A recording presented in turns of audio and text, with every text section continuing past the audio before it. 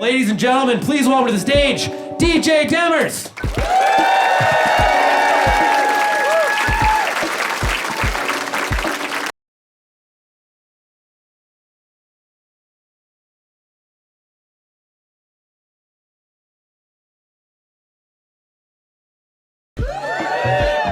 Good to see you guys. Good to be here in Winnipeg in January.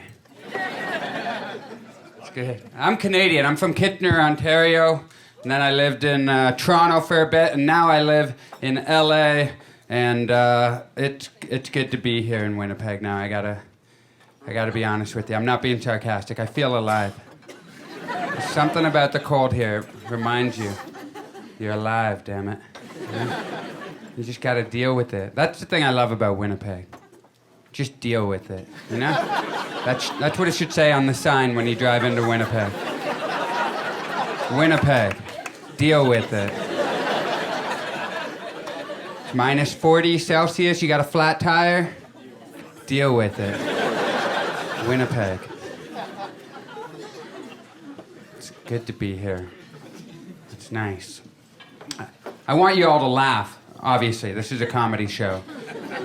But I also want you to feel a sense of community tonight, you know? I want, you know that feel, you know, you ever watch a documentary and people survive a plane crash? And all the survivors feel that tight-knit sense of community? That's what I want us to feel tonight. Let me be your pilot. Or a cult. You ever watch a documentary on a cult and you start getting jealous of these people? Man, I'd love to be in a cult. You kidding me? I'm 33 years old. If some charismatic person walked up to me and was like, hey man, I got all the answers, follow me, I'd be like, okay. I'm ready.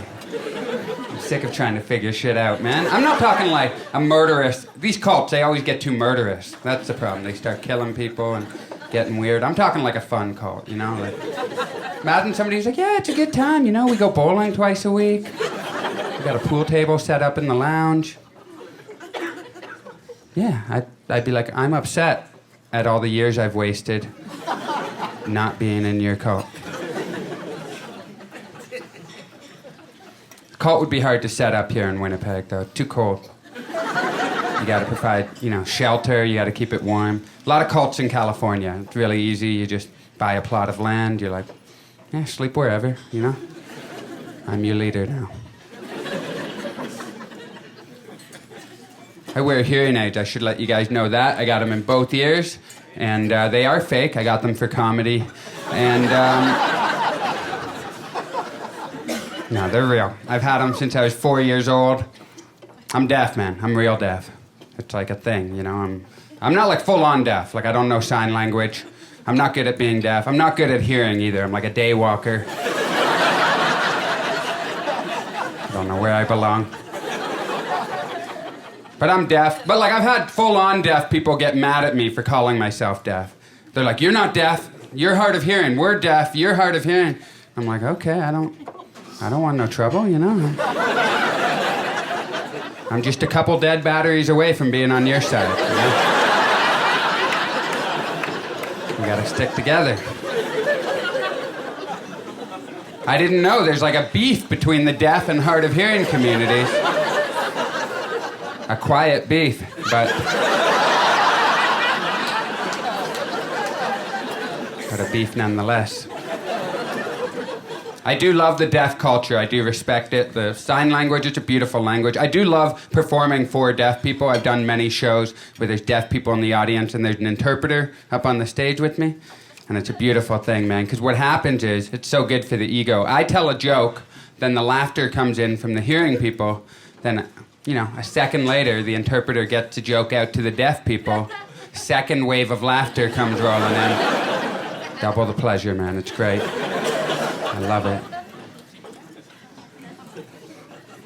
I just got married a week and a half ago. Yeah, thank you. It's crazy, man. Getting married? It's great. I love it. By the way, a week and a half ago, if you're doing the math, that is correct. We are currently honeymooning in Winnipeg. Yeah.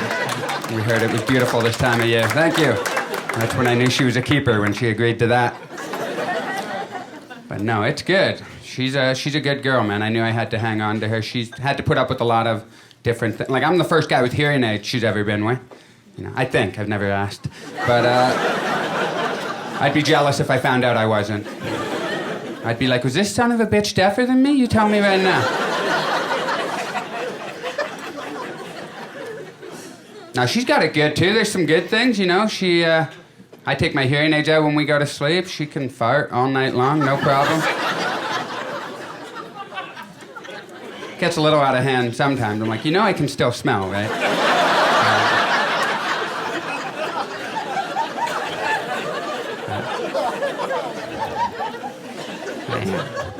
Pillow talk's a lot different, because I take him out when we go to sleep, and I'm like deaf as shit, you know? And that's a medical term. But, so when I take him out at the end of the day, like, pillow talk is a lot different. Like, there's no casual transition from talking into sleeping. When I take my hearing aids out, talking time is over. Sleeping time has begun. We even have a little ritual we do now where before I take him out, I'll make like a last call.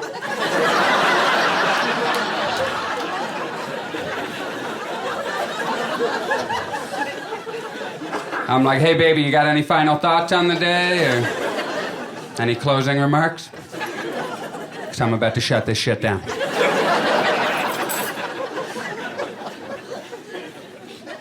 It's not all fun and games. She said something to me recently that kind of shook me a little bit. I'd never even thought of it. She said, when we go to sleep at night, when you take your hearing aids out, I feel alone. I feel very alone. I was like, whoa, alone? Baby, no, you're not alone. Don't ever forget that. I'm right there beside you. And if anything happens in the middle of the night, anything at all, I need you to save me.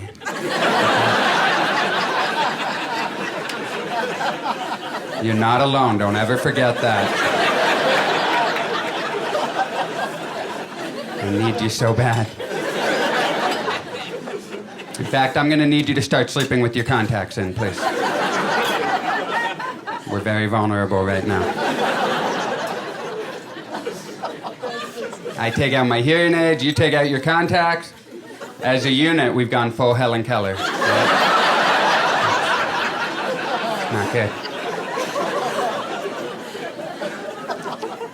She's got this weird thing where she can't fall asleep unless the bedroom door is completely shut. Even if it's only open a couple inches, she can't fall asleep. It weirds her out. I don't understand it. I asked her, I said, why do you need the bedroom door to be completely shut? And she said, well, what if we wake up in the middle of the night and there's just some guy standing in the doorway of our bedroom? And I was like, that's information I'd like to have. You know?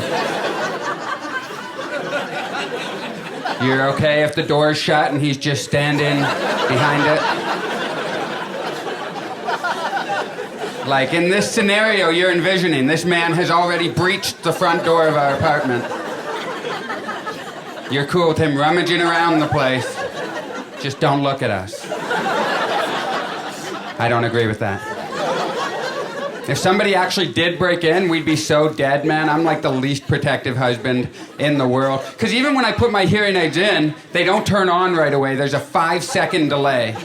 For real, I press the power button, 5 seconds, and then they turn on. But then they don't even turn on right away. It's 5 seconds, and then a song, and then they turn on. For real, a little jingle plays. It's 5 seconds, and then it's like, do-do-do-do, and then they come on.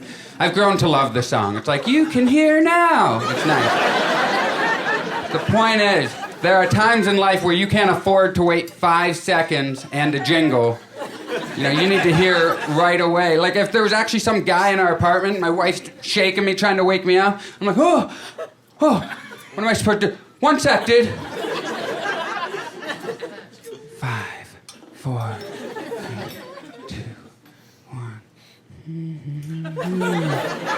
1. What can I help you with? Oh, you're stabbing me. Oh, okay. That makes sense. We live in America now too, which is crazy, you know. As a Canadian moving to the States, it's different. There's a lot of differences. Like when you grow up in Canada, you think, I did at least, like, oh, these countries are very similar. And then you move down there and you're like, oh God, no. Very different. Even little things like Amber Alerts. When a child goes missing, they send a text right to your phone. I had never gotten that in Canada before I moved down there. The first one I got when I moved there scared the shit out of me. I thought they were contacting me directly. I was like, I don't know nothing, man. It's crazy. I asked my new American friends, because I was always, Canada, we get a lot of American media, politics, news, everything. We consume a lot of American stuff. So I asked my new American friend when I moved down there, I said, what do you guys think about Canada? And they were like, oh, we don't think about Canada at all. Yeah. That's nice to know. I do feel like I belong, though. It's only been a couple years, but it feels like home now. LA feels like home. I know I belong because I asked a friend when I first moved there, I said, how will I know when I belong in the United States of America? And he said, you'll know when you have your first American thought. First American thought. And I didn't know what the hell that meant until just a few weeks ago I had my first American thought. And I knew right away. It was so beautiful, so pure. I was playing basketball. The guy I was guarding, he went to shoot. So I jumped up to block him, but he was only faking. So he went down, I went up, completely flipped over him, like ass over tea kettle. I was about to smash my head off the pavement, and my first thought was, oh no, I don't have health insurance.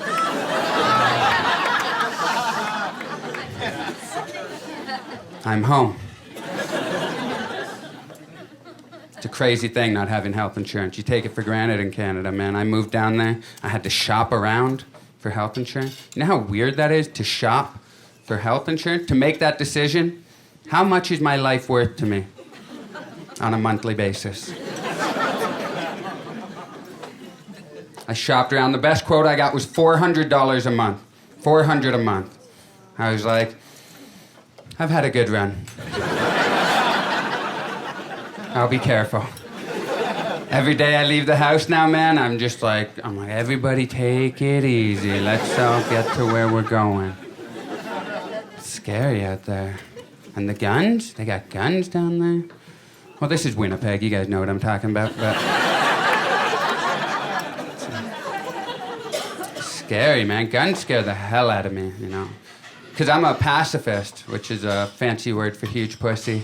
And, big pacifist here. You'll never meet a bigger pacifist. I haven't seen any guns yet, but I feel them, Totally changed my behavior. I don't want to die, man. I don't do anything to make anyone mad. If somebody cuts me off on the highway, in Canada, I might honk, maybe, maybe give the finger, maybe. Even then, probably not. But in America, somebody cuts me off on the highway, I don't do shit, man. I'm like, this lane belongs to you, sir. I commend you for taking what's yours. I'm not dying for that. Scariest is when you cut someone else off on the highway. You ever cut someone off and you can feel an angry person in the vehicle behind you? My heart starts racing. I get all hot on the back of my neck. And you gotta look in the rear view to see just how mad they are, right? Before I look up into the rear view, I always say a little prayer. I'm like, please be an old lady. Please be an old lady. Someone I know I can take,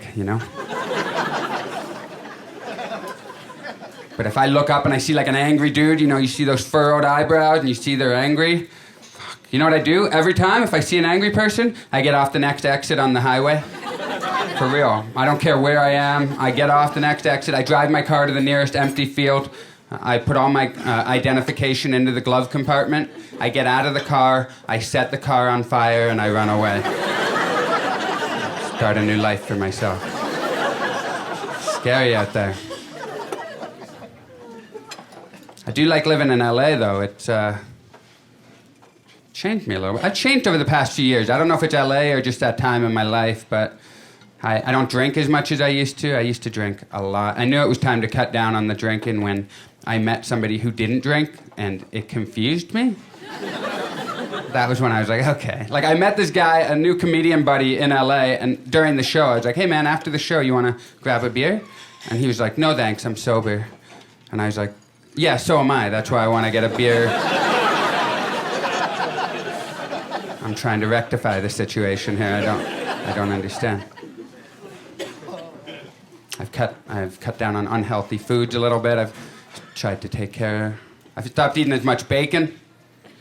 For real. I know a lot of people are like, oh, I love bacon, but like, I love bacon, man. Like I was up to 3 packs a week. For real. 3. Wasn't even just eating it with meals. I was snacking on bacon. Like, when you're snacking on bacon, that's too much bacon. And I knew it was a problem because, well, you know, I'm not an idiot. Like, pigs are beautiful creatures. I know that. They're in a tough spot. They're in a being that intelligent, that adorable, and that delicious. That's it's not right. It's not fair to them. So I still eat bacon. I don't want to eat that many pigs, but it's so good. I can't cut it out yet. But you know what I do is whenever I do eat it, it makes me feel better. I cook up the bacon shirtless, and I just let the grease hit me, you know? Scars all over my body. I'm at the beach. People are like, what the hell happened here? I'm like, atonement. That's what happened. I knew I had to cut down because things were getting weird. Like, because I learned at a young age you don't pour the grease down the sink, the bacon grease that clogs up the drain. I think. Nobody explained it to me, but they told me don't pour it down the sink. So I learned to pour the bacon grease into a jar. But nobody ever told me what to do with the jar. So I just have jars of bacon grease all over my apartment. Like, a lot of jars. Like, I look like a goddamn serial killer, you know? I don't know what the hell to do with them. I'm gonna start up a candle making business or something. Make a killing on Etsy.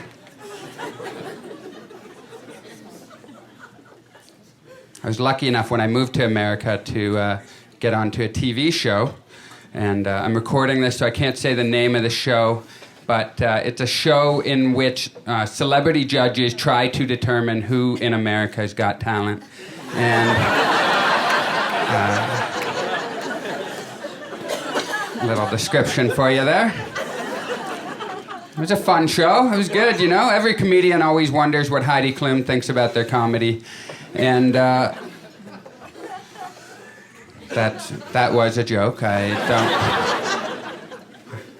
There was no laughter there. You guys, oh, I didn't know that. Comedians really care about Heidi Klum's opinion. That's cool. German supermodel. She didn't. You don't really need much of a sense of humor when you're a German supermodel, you know? She's a good lady, though. Talking about her like I know her. I don't know Heidi Klum at all, but she wasn't a fan. I lost in the second round. They kicked me out. I lost to a juggler. Fuck. That one doesn't get any easier to say, but he's a damn good juggler, but still, he was a juggler. Tough. They loved the hearing aid, Joe. If you have a disability on that show, they love it. The disability porn, they're all about that, man. For real, oh my God, every time they showed me, like, sad violin music was playing, like zooming in on my hearing aid, bumping into my head and shit. I'm like, I think you got the close-up there, bud, you know? Okay. They asked me to cry during the interview portion. They were like, explicitly, they were like, if you could cry, that would really help us out. For real, I was like, I'm not gonna cry. I'm good. I'm happy. And they were like, we'll see.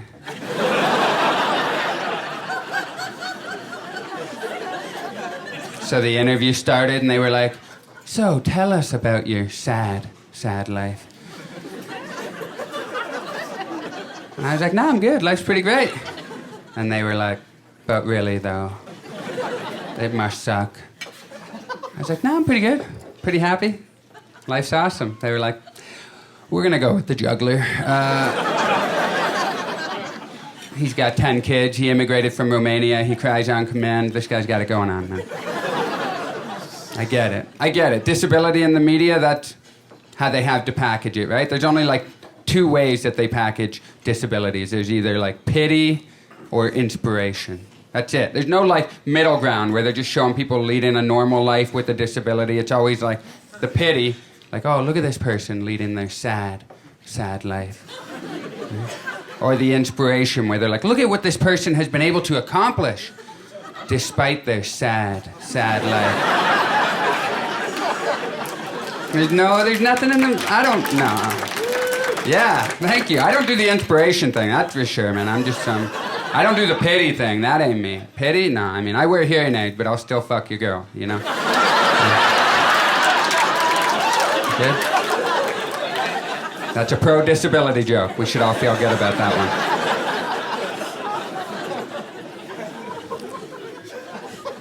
I want to start seeing some, like, disabled assholes in movies and TV, you know? Or like a disabled terrorist or something. That's when I'll know we're making progress. They're out there, man. Disabled assholes, they're a rare breed, but... Because it's hard to be an asshole when you have a disability. Like, I know that. Because, like, I have an ego, but I'm never, like, an asshole or a bully. It's hard to be a bully with a disability because you know the other person always has ammunition to come back with. Can't be like, hey, Daryl, that's a really ugly sweater. And Daryl's like, aren't you deaf? Huh.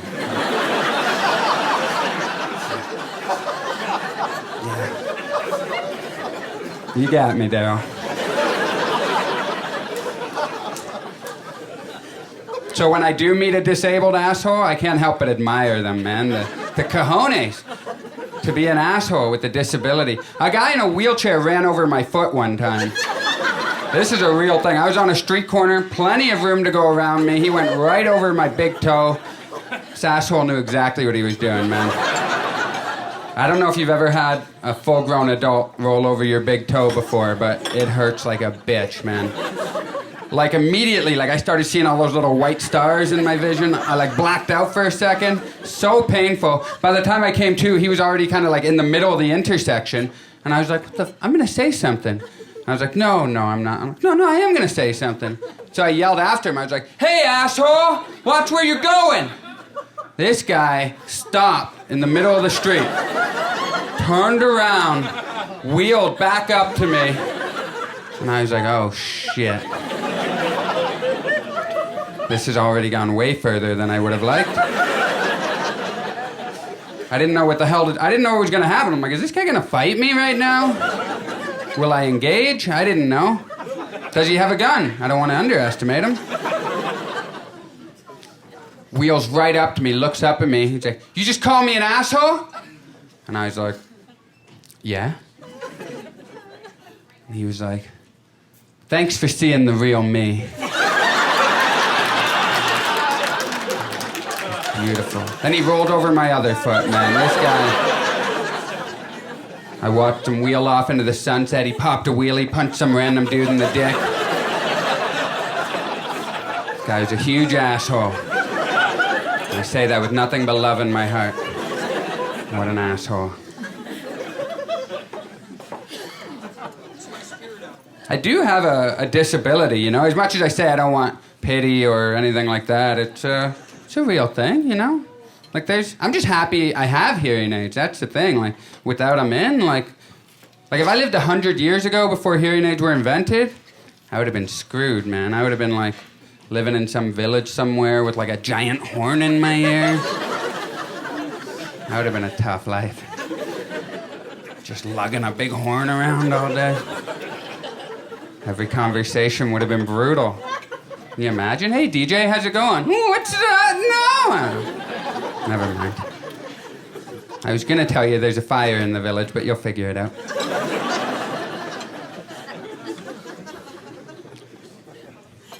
Little things are different. Like, I take them out when I get a haircut. A lot of people don't know that. Because you don't want to get them wet. They're not waterproof. I don't want to get hair all over them. So it used to embarrass me when I was a kid, having to, take them out and go full death mode when I got a haircut. But now I got a cool barber. We got a cool relationship. He knows what's up. I get in there. Second I get in there, I'm like, hey, dude, about to go full death mode. He's like, catch you on the other side, brother. That's great. He doesn't have to pretend to give a shit about me for a half hour. He can just focus on his job. I fall asleep. It's wonderful. But I remember it used to embarrass me when I was a kid. Like, the first time I ever got a haircut on my own, I was like maybe 13. I was like a young lad. And I went into this barber shop I'd never been to before. It was called Tito's. And I walk in, and there's just one man working there. His name was Tito. And I think he owned the joint. But he was an older gentleman. He was maybe like 75 or 80. Like, he was a fairly old fellow. And I I walked in, I was like, hey, Tito, nice to meet you. And I sat down in the chair, and I was like, just to let you know, I take my hearing aids out during the haircut, so I'm not going to be much of a conversationalist. And he was like, why do you wear the hearing aids? You're too young for hearing aids. And he was Greek, by the way. I'm not good at accents, but he said, you're too young for hearing aids. And I said, no, I'm not. I've had them since I was very young, so I'm not too young for hearing aids. And he just could not wrap his brain around the fact that young people have hearing aids. I could tell because during the haircut, twice, while he was cutting my hair, he leaned into my ear and said, can you hear me now?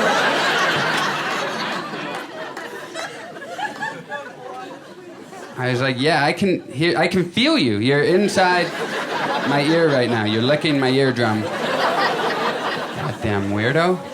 Who does that? Like, you think I was faking it? Like, the haircut ended, I put my hearing aid back, and I was like, what the hell was that, Tito? Like, I wear hearing aids. He was like, yeah, you're too young for the hearing aids. And I was like, no, I'm not. I've had them since I was 4. I'm not too young. And he's like, ah. And then I saw like a light bulb go off. Like I could tell he finally like processed it and accepted it. He was like, I guess sometimes even babies get cancer.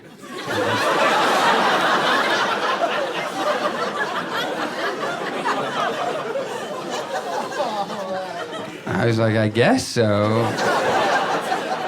I don't think you could have chosen a sadder analogy there, but I guess so, Tito, you goddamn weirdo. How did that come from? Another weird thing about my hearing aids is they whistle. Anybody who has hearing aids know they'll whistle. You go in for a hug, they start whistling. Or if you're like laying on the couch in a weird way, maybe the pillow's up against them, they'll start whistling. Those things you can get used to, but the weirdest one is when they start whistling when I'm performing cunnilingus. That's a thing. I hate that, by the way, performing cunnilingus. That's when I'm eating that puss. That's better. That's what I'm doing. It's a real thing. The legs are right there, you know. They'll start whistling. Scared the hell out of me the first time it happened. I didn't know. Nobody warned me that was going to happen. There's no separate section of sex ed class where they're like, hey, just a heads up. Anybody who wears hearing aids in here, you're going to whistle while you work, you know?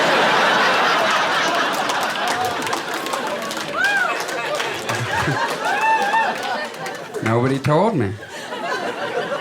First time, I was a young lad, you know, down there with my first lady, and all of a sudden, got so embarrassed, I like tried to play it off. I was like, is somebody gonna get that kettle or what? Trying to do something here. First time it happened with my wife, man, I knew she was a keeper because I was a little older, but I still got a little embarrassed, you know? I looked up to see her reaction. She was like, did you just fire up an episode of the Andy Griffith Show down there? What's going on? Did you just ease my insecurities while making an Andy Griffith Show reference? This girl's trying to get wifed up.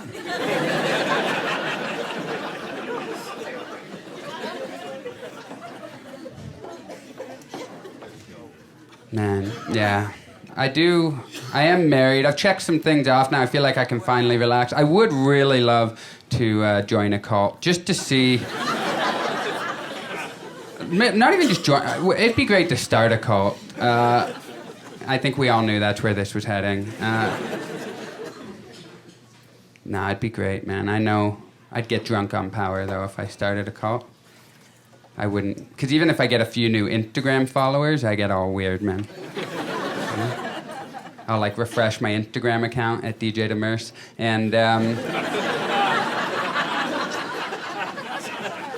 if I see a new, like 2 new followers, I've caught myself before actually seeing that I had new followers saying out loud, welcome. I was like, oh my God. It's a dark impulse. No, I would get weird. I get it though, man. Instagram's a weird thing. Like if I do refresh and I see that somebody's unfollowed me, Breaks my goddamn heart, man. Hard to not take it personally. You're like, what did I do? I unfollowed a guy one time. I unfollowed like 300 people at one time. I was following too many people. I was like, I gotta decide who I actually want to see in my life every day. So I unfollowed a bunch of people. And one of my friends messaged me on Facebook, and the message just said, dude, what the hell? And I was like, what? I opened the message, and it was a screenshot from some app he has that shows who unfollowed him, and it showed that I unfollowed him. And I was like, what the fuck? I didn't know that app existed. I was like, first of all, what kind of a loser has this app? Checking who unfollowed them? Come on, man, get a grip. Second of all, who calls somebody out? Who actually messages someone and says, hey, I can't believe you unfollowed me? I was pissed off, man. I messaged him back. I was like, listen, dude, I don't know how that happened, because I would never unfollow you, man. That must have been a glitch with my phone or something. I apologize. I'll follow you back immediately. And I did.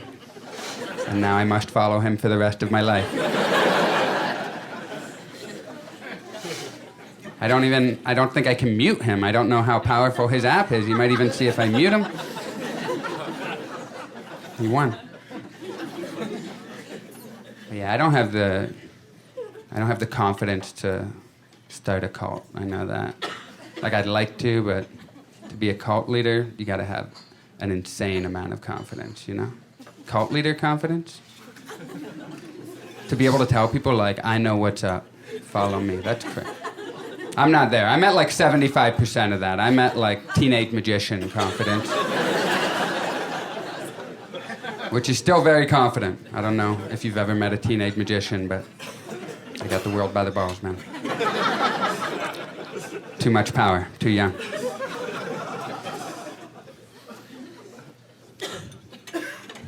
We can edit out those coughs in the recording, don't worry about that.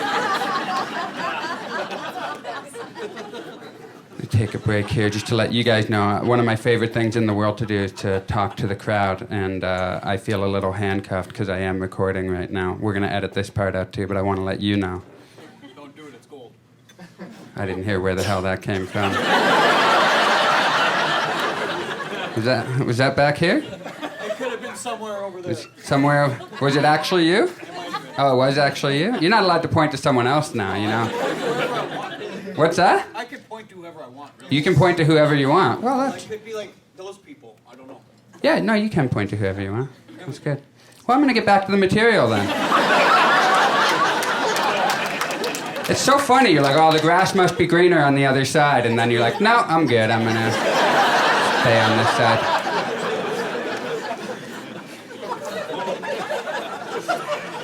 Turned adversarial right quick there. Just want to let you guys know I really love talking to people. Fuck you, I'm a point wherever I want. So I wear hearing aids and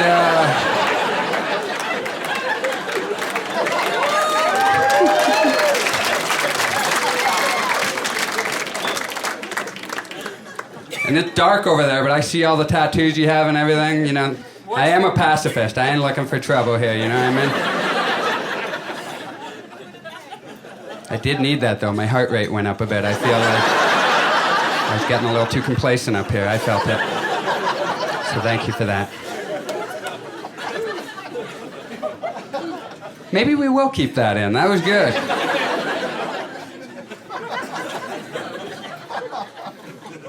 I don't know why I'm holding the microphone like this right now. This is a weird way to hold a mic. Got an ice cream cone or something right now? This would be a weird way to hold an ice cream cone as well, actually. This is weird no matter what I'm holding.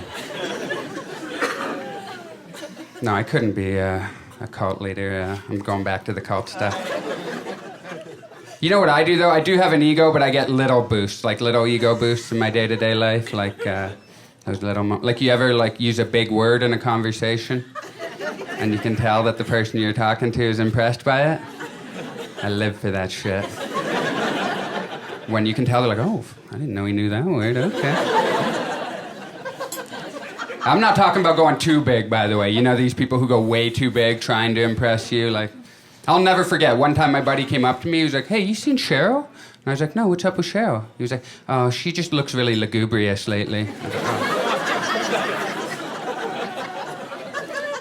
And then, of course, I had to ask, and that's what he wanted, right? And I was like, what's lugubrious mean? He was like, oh, sad. Cheryl seems really sad. I was like, just say sad then. That's fine. Just right now, you seem like a lugubrious sack of shit, you know?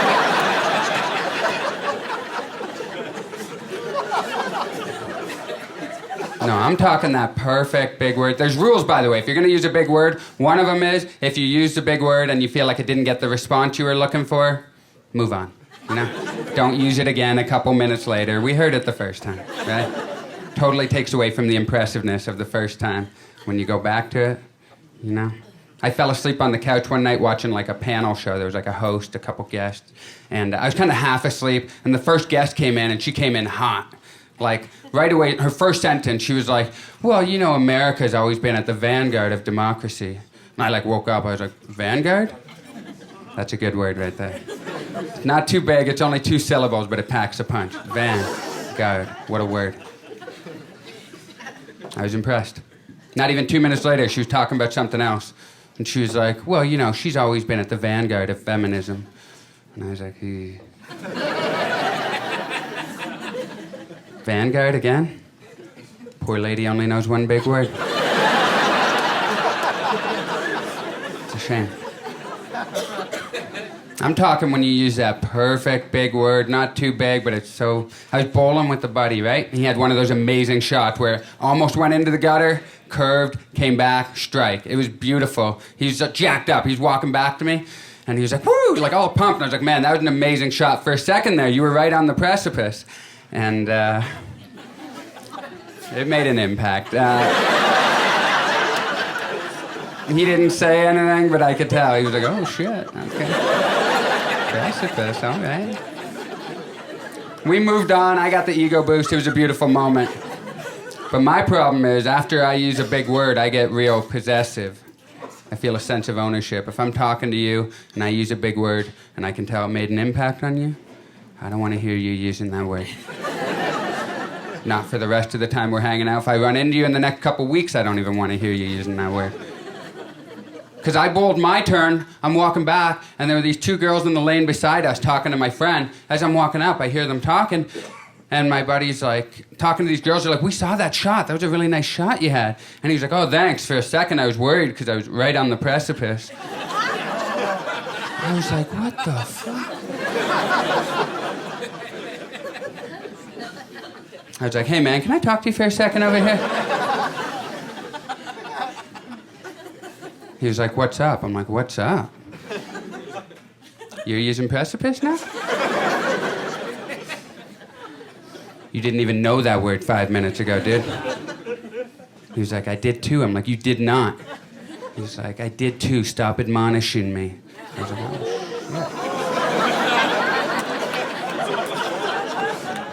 shit. That's my bad. That's on me. I didn't realize I was talking to a fellow sesquipedalian over here. My bad.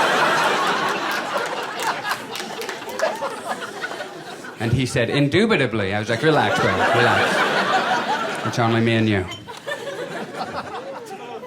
A sesquipedalian, by the way, is someone who likes using big words. Feel free to use that one at a party if you feel like losing a few friends. It's a good one for that.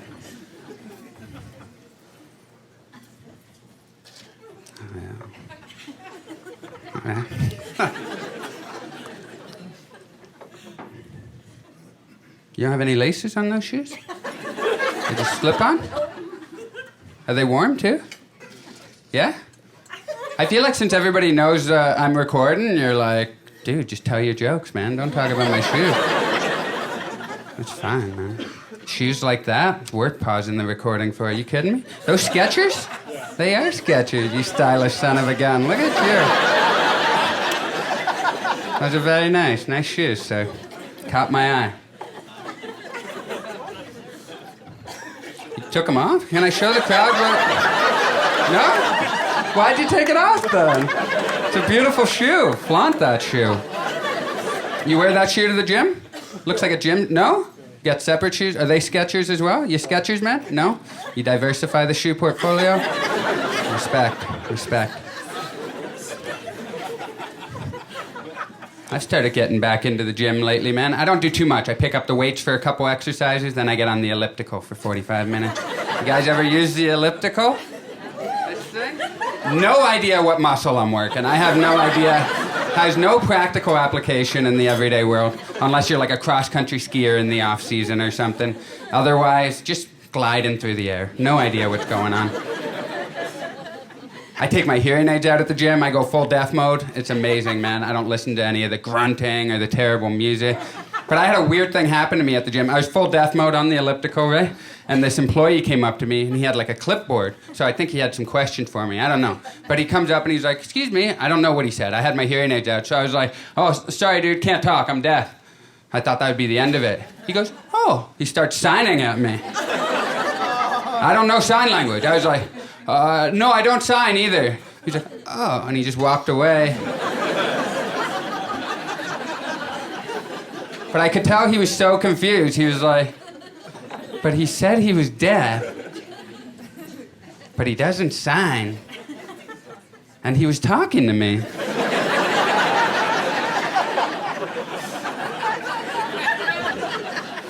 That son of a bitch just lie about being deaf?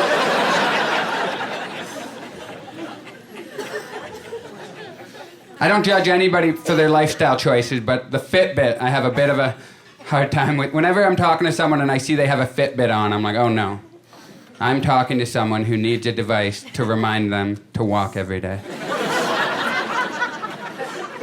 What other mundane daily chores do you need help with? You know what I mean? How can I trust this conversation is even real? Maybe there's some sort of word quota you're trying to hit for the day. Maybe you got a chit-chat bit on the other wrist over there. Looks like you're at 10,000 words. You can shut the hell up.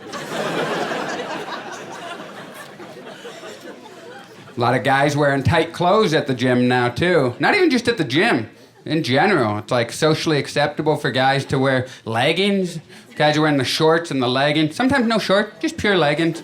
See young, cool kids, college kids, high school kids. If I would have shown up to high school one day wearing leggings, that wouldn't have been a very fun day for me. But now society accepts it. It's progress. You got to tip your hat to the first company that made it okay. The first company that recognized that for years, men have been looking at women in spandex. And we've been thinking, damn, that looks comfortable. If only there was some way I was allowed to wear that. But no, I can't wear spandex. I'll be ridiculed. And then this company came along and they said, what if we told you it's not spandex? What if we told you it's armor?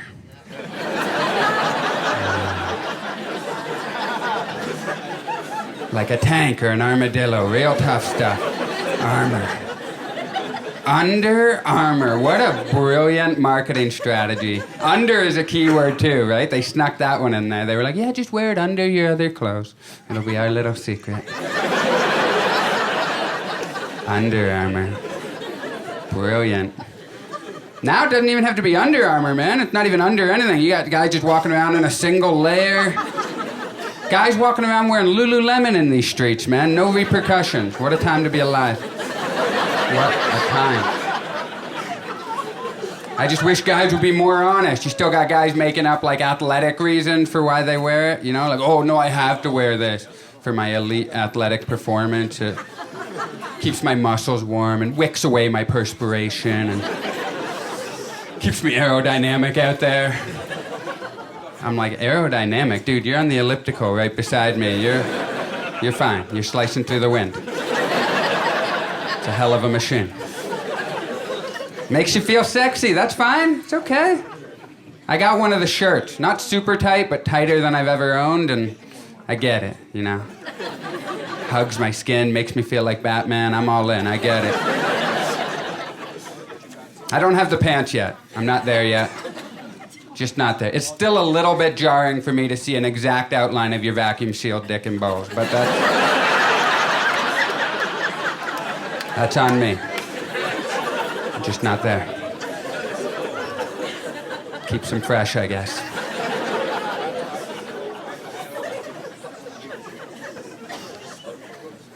You know what I like even more than the the big words to get an ego boost in a public place. When somebody catches me doing something like athletically amazing, you know, like those random moments of greatness. Yeah. You ever like knock your hat off your head or something? You like catch it behind your back and somebody sees it? What a rush. What a rush. I had one of those moments when I was flying in here a week ago. I was at the airport. I had to chug my water before I went through security. Right? Full chug, like no water left in it. I threw it into a recycle bin from like 12 feet away. No water, so there was no weight. Like this required a lot of precision, you know what I mean? Threw it right into the recycle bin. Didn't even like bounce around, like swish. And there were like 10 people in line who saw the whole thing go down. And I don't want to make up details like they started clapping or something like that. But they wanted to. They wanted to. I could see a couple people even brought their hand up and they're like, we're in an airport, let's relax here. But they saw my moment of greatness, man. What a rush. I love those moments. It's got to be accidental, though. You can't tell people you're about to do something amazing. You know, these people who are like, hey, watch this. Watch this.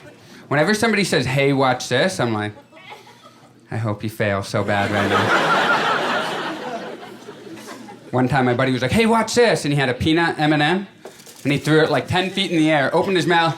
The M&M came down, hit his front tooth, broke his tooth in half. Oh my God, it was incredible. I was like, thank you so much for telling me to watch that. I needed that. No, it's got to be accidental. That's what makes it amazing. The random moment of greatness. I was at this party. Dude had a backpack on. He turned around. His backpack knocked this full bottle of red wine off this table. I was just watching it fall. And then right before it hit the ground, it was like a half an inch away, I just like reacted and I caught it. And I felt like God in this moment. And I looked up to see if he noticed, but he was still turned around. So I was like, shit. So I started looking around the party to see if anybody else noticed. Nobody's looking. I'm like, are you fucking kidding me? There's like 25 people in this party right now. What the? I'm starting to get that sinking feeling of unrecognized greatness, you know? Finally, through like a maze of people in the far corner of the room, I see this girl. She's trying to get my attention too. From the far corner of the room, we locked eyes, and she was like, nice cat. Thumbs up. Oh my God. Oh, man, that was 8 years ago. I still think about it every day. Every single day. That woman's my wife now. No, that's not true, but we did have sex that night.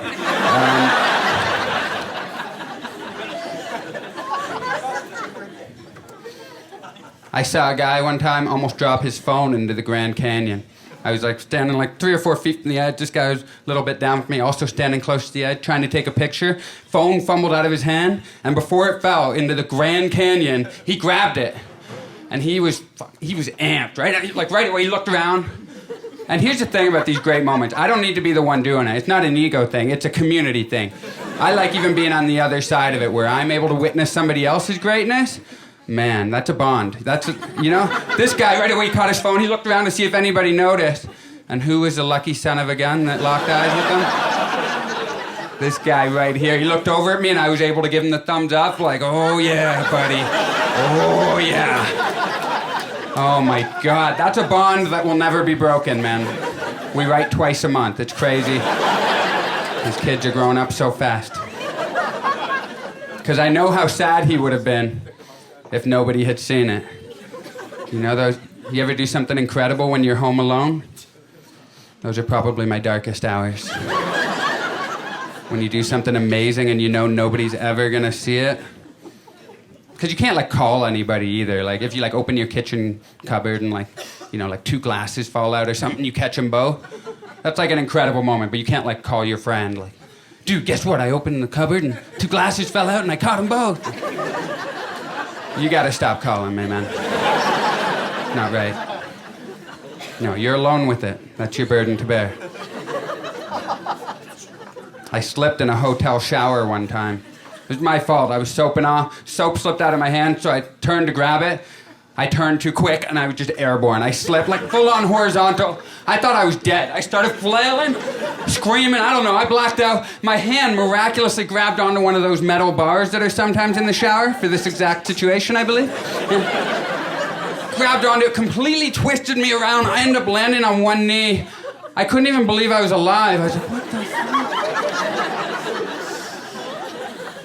It was the greatest moment of my life. Like, I knew immediately. But then I looked behind me, I'm like, no way. In the air, the soap is still falling. With my free hand, I reached back, caught the soap, water just pouring down on me like a Greek god.